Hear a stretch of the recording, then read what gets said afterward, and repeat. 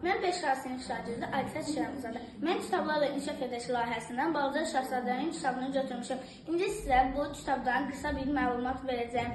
Bu kitabda Balaca Şahzadədə söhbət gedirdi. Balaca Şahzadənin bir qoyunu var idi. O planetində bu qoyununu yetişdirirdi və planetində elə bir şeylər yetişdirirdi ki, bu dünyada onun tayı bənzəri yox idi.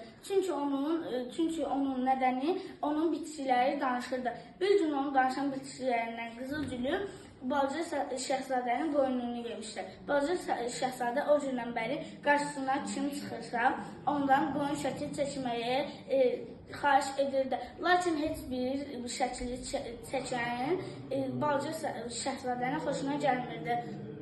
Balaca Şahzadənin xoşuna gəlmirdi. O planetində günəşin doğuşuna 53 dəfə şahid olmuşdu. Mən kitablarla inkişaf ediş layihəsinə öz təşəkkürümü bildirirəm. Sinif yoldaşlarıma kitabları oxumağı tövsiyə edirəm.